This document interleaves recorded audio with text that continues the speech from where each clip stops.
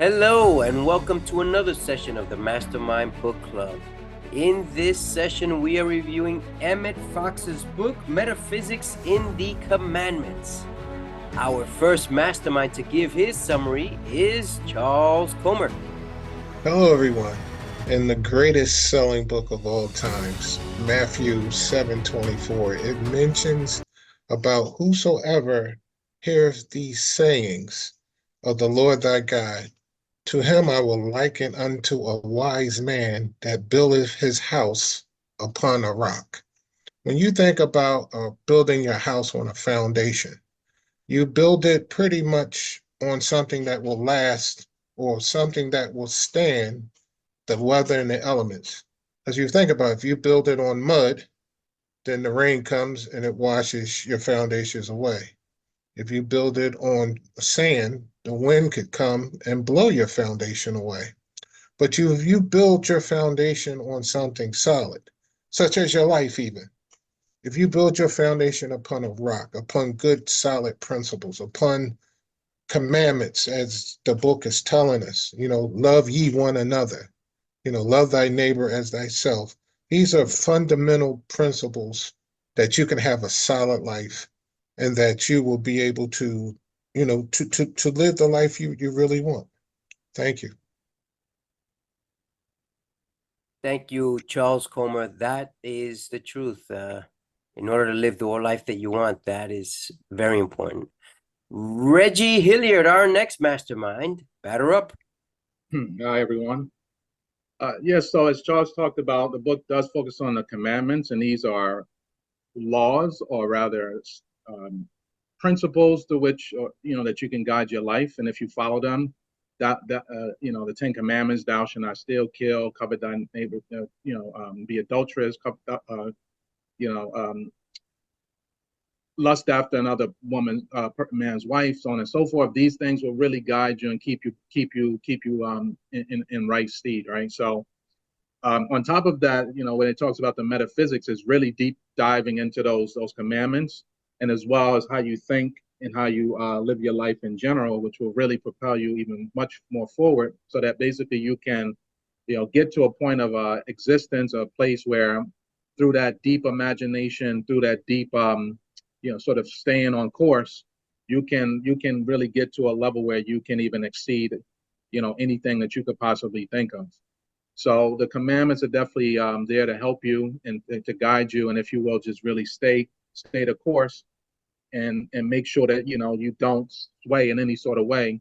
And then on top of that, use your imagination, use your thoughts, really create from your thoughts and your imagination, with the words that you're following. You can really propel yourself, as I say, forward, such that your life can really take off, and that you can really see the benefits of your ways. Thank you, Reggie. Thank you, Reggie. Appreciate that. Our next mastermind is Gina Pouchet. Yes. And this is one of my favorite people as well, author Emmett Fox. I love how he brings the Bible alive. I wish that I have heard of him when I was younger, and the way he interpret the scriptures that, were used pretty much for me to like pound us when we were in church. And he looked at them from a more enlightened, way of looking at the scriptures. And it just, to me, the way he interprets scriptures gives us more hope than, especially for me when I was going to church, and the pastor would use these things to kind of like beat us up with, and he enlightened them a little bit more, to give us some idea that these are made for us to, these are like some underhanded, necessarily not underhanded, perhaps that's not the right word that I'm using, but there are some texts that the meaning of it is not on the surface like we see them, but there's a spiritual aspect to them.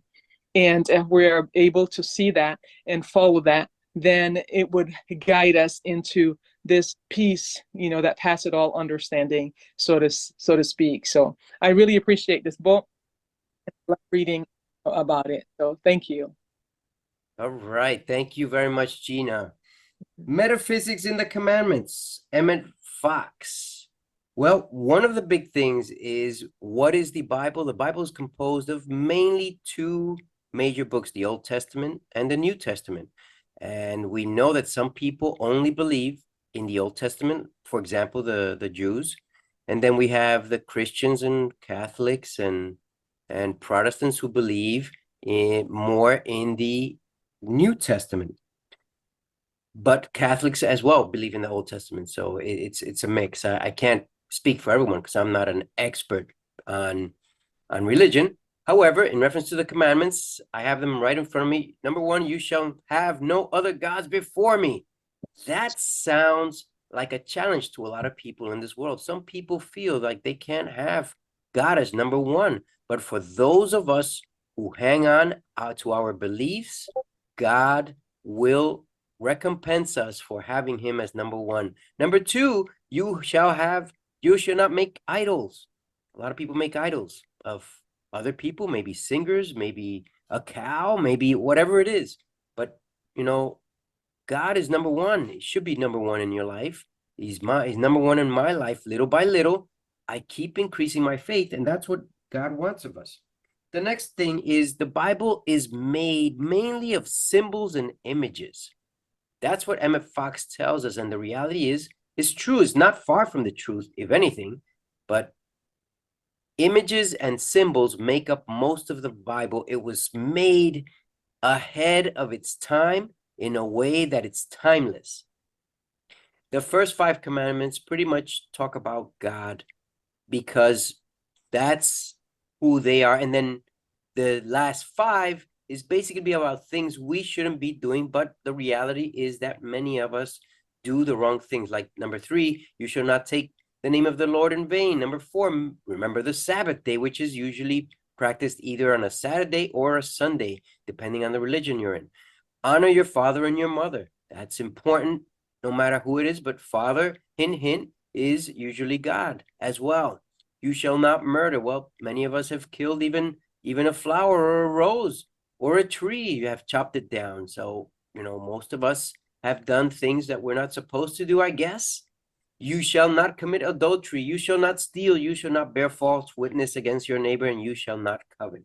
This book tells you and explains in a simple way what these mean, and I highly recommend it, because at least, even if you're not religious, you'll know how to understand and appreciate God better and yourself in this world better.